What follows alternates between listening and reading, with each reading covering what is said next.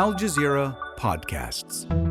Today, what are 1.4 billion Catholics worldwide learning from this new Pope?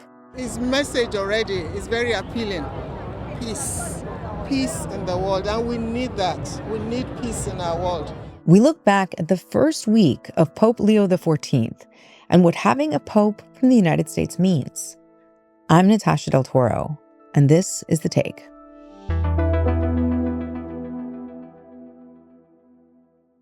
I'm Hoda Abdel-Hamid. I am a senior correspondent for Al Jazeera English, and I'm based in Qatar, but I'm very lucky I get to travel a lot around the world. And you get to spend a lot of time in Italy, which I'm very, very jealous about. And you grew up in Italy, is that right? Yes, I grew up in Rome. Yes, indeed. Oh, beautiful. You know, Hoda, it's really great to have you here with us today. Thursday is going to officially mark the first week of Pope Leo XIV, born Robert Francis Prevost. He's from Chicago, which is right in the middle of the United States.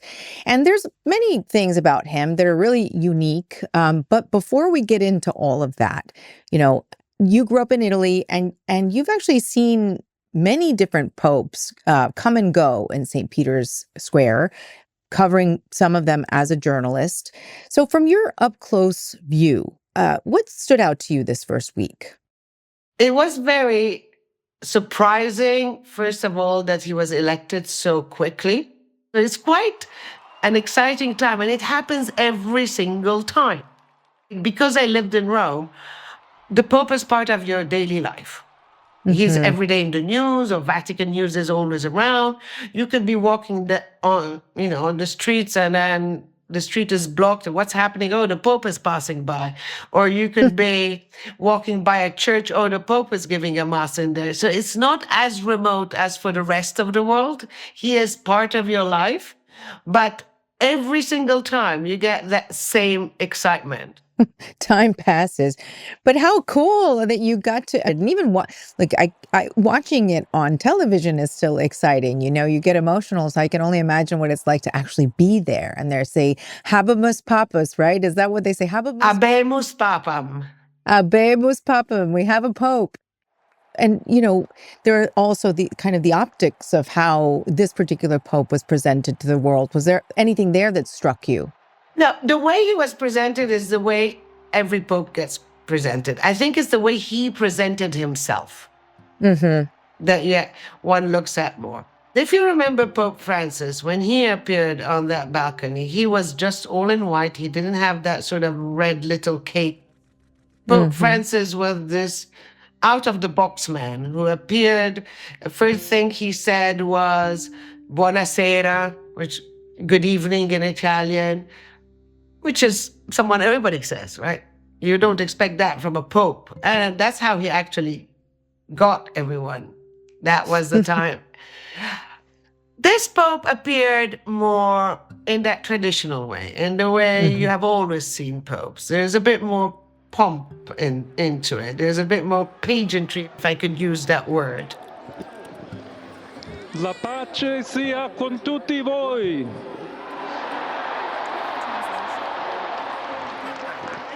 And then he said, might the peace be with all of you, which is, a pope is going to call for peace. He talked about peace in Ukraine and in Gaza. In Ukraine and Gaza, like right now, right. Peace is something that might be a standard thing for popes to talk about, but it's going to have a particular resonance right now.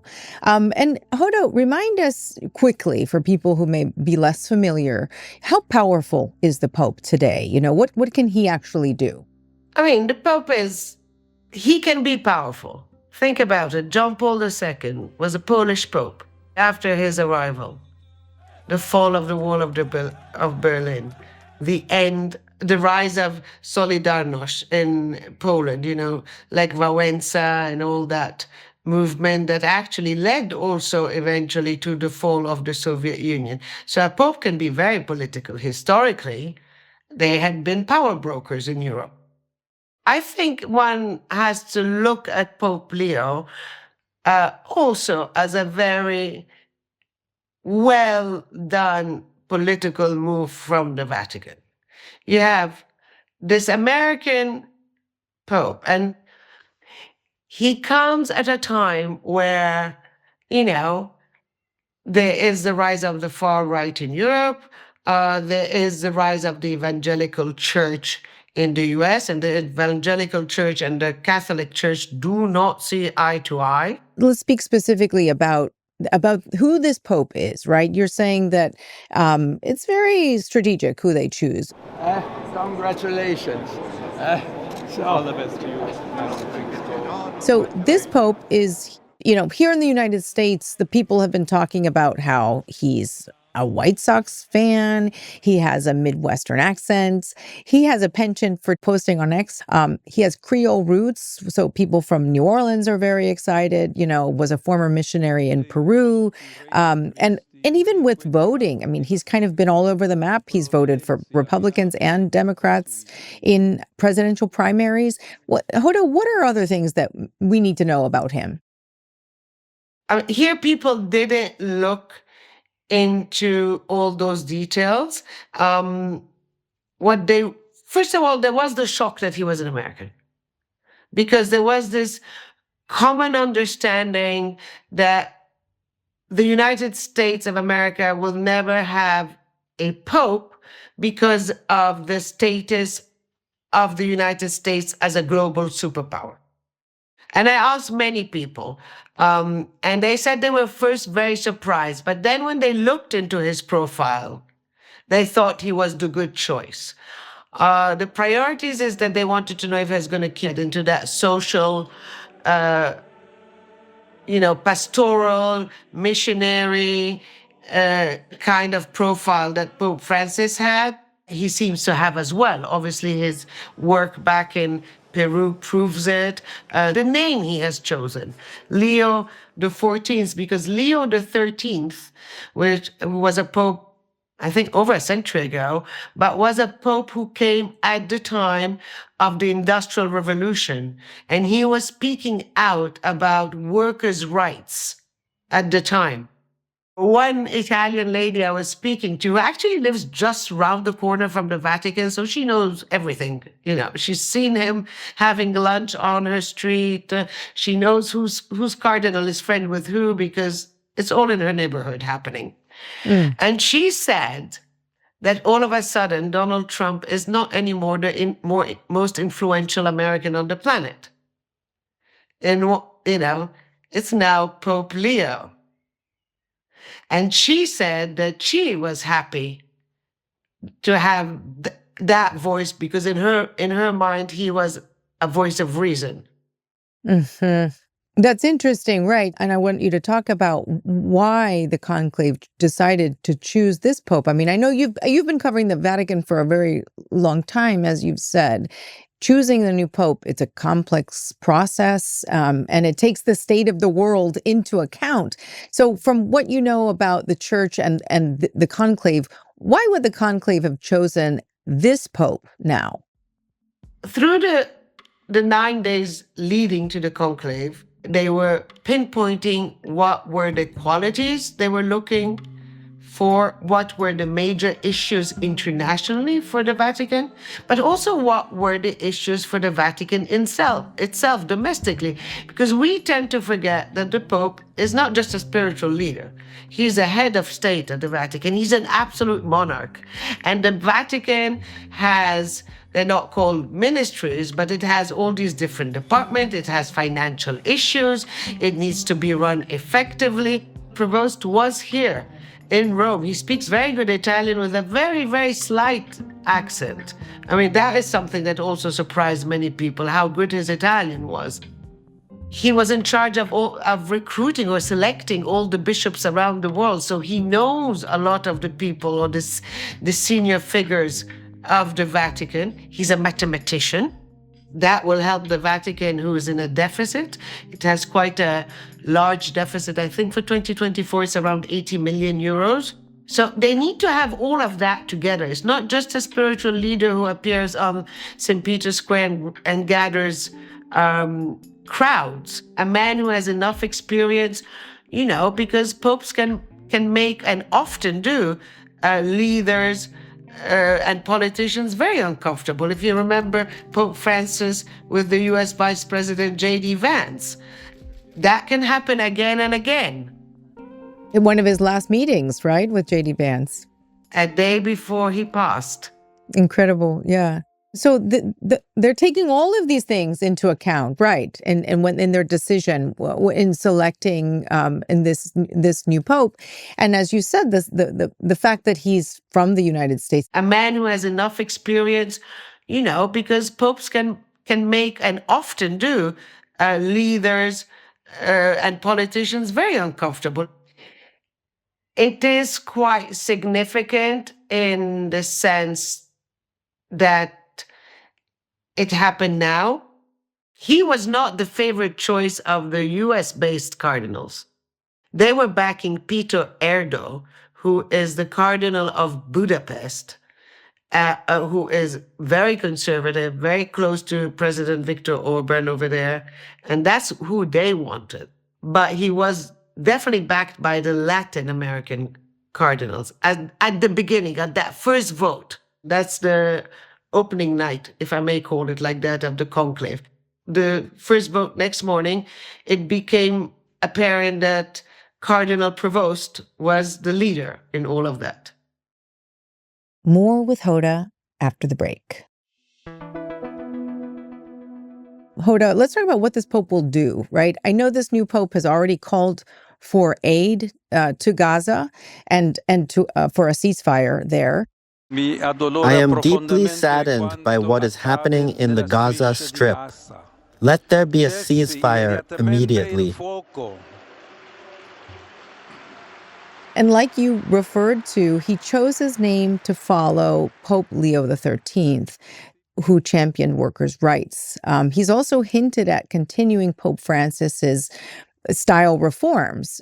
So maybe you can tell me a little bit about what issues can we expect Pope Leo to tackle in his term? I mean, it is a little bit early to, speak in detail about what he do, because we all are discovering him as well, right? That's part of the fascination about the Vatican, is that, it's that different world. Listen, I'll tell you something. Pope Francis was so popular, especially in the West, where churches were emptying. I mean, one thing that I noticed at Pope Francis' funeral is the amount of young people who were there, which was not like that for previous popes. The cardinals are savvy. They have seen, they have heard, they watch the news, and they know that they need to continue on that path that Pope Francis has drawn. Maybe not as bold. Pope Francis was maybe sometimes a bit too bold, a bit too frank. And so Pope Leo is described as being more diplomatic in his ways. But they are very well aware, especially in the West, you need to tackle these very real issues that affect basically every family. And let's talk about what's happening in the West, because at the same time, you also have some pretty drastic changes that are happening with Catholics in the United States. I'll say it's been interesting for me to observe. I come from a Catholic Puerto Rican family, and when I was growing up, I definitely would not have described the church as progressive. But it was very, the values focused on kindness, on compassion, on welcoming strangers, on caring for the poor. It was definitely very much open to helping immigrants, especially people fleeing violence or poverty. These were the kind of values that the church definitely emphasized. And now you see U.S. Catholics that are starting to really align themselves with right-wing politics. And in some cases, really, they're espousing anti-immigrant views and opposed to Pope Francis's reforms. Do their views reflect the global Catholic Church? No, I think they're very much in contrast with the global Catholic Church. And I think that's also one of the reasons. I mean, they're never going to say that to you, obviously, but that's also one of the reasons that they chose someone, born in Chicago and raised in Chicago. Even the taxi driver this morning was telling me they were very clever in choosing this pope at this particular time because of that, because of the current atmosphere of also anti-migrant that is used by populist politicians here in Europe as well. Here in Italy, Giorgia Meloni, the prime minister, I mean, she's not exactly friendly to migrants. She doesn't exactly care too much about climate change, even though a bit more than in the United States, for sure. Europe in general is more aware. So yes, they wanted someone like that because you got to weigh your words. Even if he says something you don't like, you got to weigh your words and how you answer to such a stature of a man. And I think it's important to remember that the U.S. Catholics only make up a very small percentage of the Catholics worldwide. I think it's only like 5%. So it's not a huge number, even though they are very, very vocal in their views. We're seeing a lot of hardline traditionalist Catholics in the Trump administration. I'm thinking of people like J.D. Vance and people like Steve Bannon, who recently said that he believed that the selection of the Pope was rigged, echoing sentiments from the 2020 election. Despite all of that, President Trump actually ended up taking credit for the selection of the Pope, which, some people were joking that he would do that. And then he actually did that in a post on social media. Yeah, but that's a discourse that works only in the United States. That is something that is not listened to in the rest of the world. Okay. Yeah, it's good for you to get that perspective from where you're sitting. You need to get that perspective. And you need to remember that when the Pope becomes Pope, it's as if he lost nationality. Listen, Pope Francis went on 47 foreign trips in his 12 years of papacy. And the last year, you can argue that he was pretty sick. He never went back home to Argentina. Mm-hmm. Why? Because he's a pope for everybody.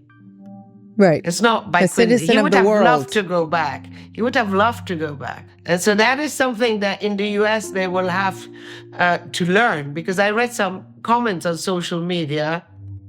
Some people angry that he didn't speak English when he first appeared on the balcony, all of that. But that was done by design. That was not done by fluke. Mm-hmm. Because the message is, I'm here for everybody. And that's the take.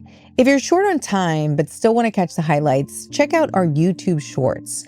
We post quick clips with the best moments from our episodes that you won't want to miss. It's a great way to stay connected, so check them out, and I'll see you tomorrow.